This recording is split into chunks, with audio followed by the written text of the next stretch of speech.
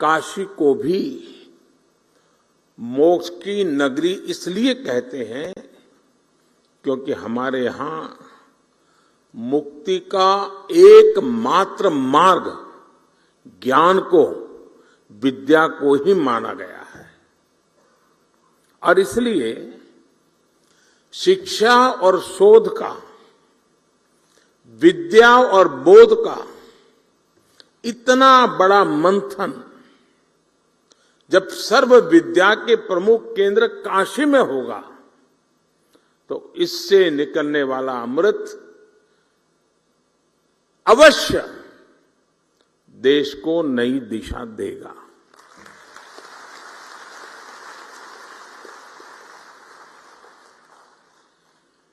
मैं इस अवसर पर महामना मालवीय जी के चरणों में नमन करते हुए इस आयोजन के लिए आप सभी को शुभकामनाएं देता हूं। मैं काशी का सांसद हूं।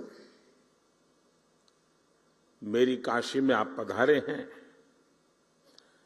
तो एक प्रकार से मैं होस्ट भी हूं।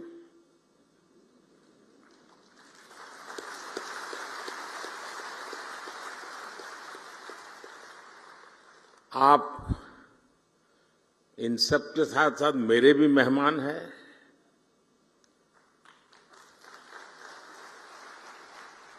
मुझे विश्वास है कि व्यवस्थाओं में ज्यादा आपको असुविधा नहीं होगी। प्रबंध करने का सबने भरपूर प्रयास भी किया होगा, लेकिन फिर भी अगर कोई कमी रह गई है तो वो दोष मेरा रहेगा।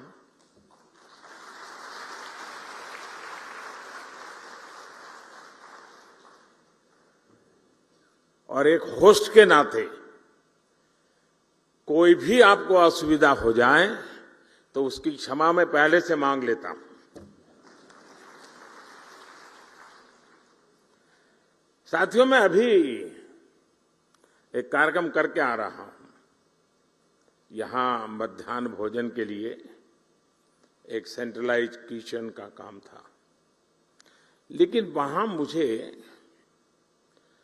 मेरी काशी की सरकारी स्कूल के 10-12 साल की उम्र के बच्चों के साथ गप्पे गोष्ठी करने का अवसर मिला।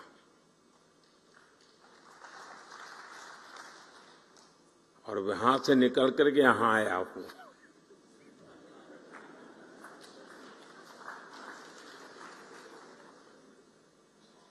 और मैं उनसे सुनकर के आया हूं और आपको सुनाने आया हूं।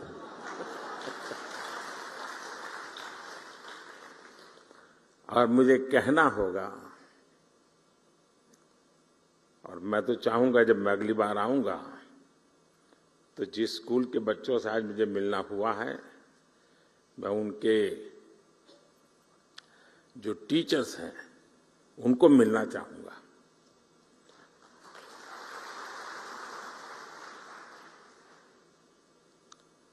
आप कल्पना कर सकते हैं कि ऐसा विचार मुझे क्यों आया होगा। मेरे मन पर इतना प्रभाव पैदा हुआ। 10-15 मिनट का ही वो अवसर था मेरे पास, लेकिन जो प्रतिभा उन बच्चों में थी, जो टैलेंट थी, जो कॉन्फिडेंस था और जो विविधता थी, और वो भी एक सरकारी स्कूल के हमारे सामान्य परिवार के बच्चों की।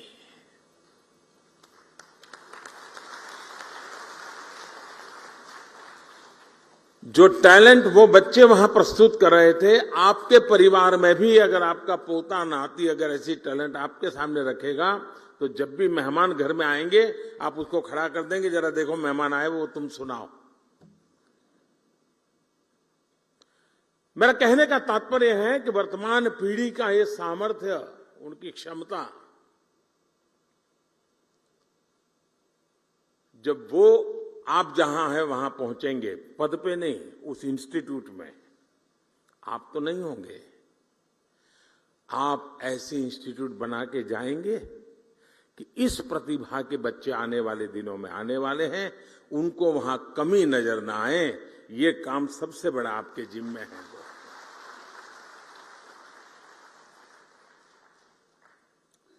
और मुझे विश्वास है कि अगले 3 दिनों तक यहां जो चर्चा और विमर्श होगा, उससे राष्ट्रीय शिक्षा नीति के क्रियान्वयन को प्रभावी दिशा मिलेगी।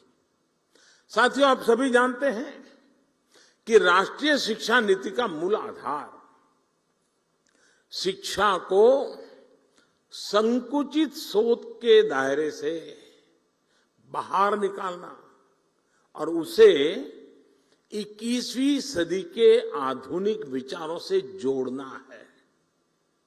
हमारे देश में मेधा की कभी कोई कमी नहीं रही है, लेकिन दुर्भाग्य से हमारे ऐसी व्यवस्था बना कर दी गई थी जिसमें पढ़ाई का मतलब केवल और केवल नौकरी ही माना जाने लगा था।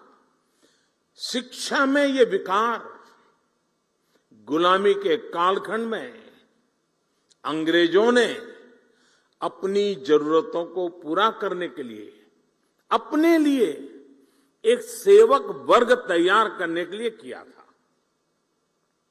आजादी के बाद इसमें थोड़ा बहुत बदलाव हुआ भी, लेकिन बहुत सारा बदलाव रह गया। अब अंग्रेजों की बनाई व्यवस्था कभी भी भारत के मूल स्वभाव का हिस्सा नहीं थी और न हो सकती है।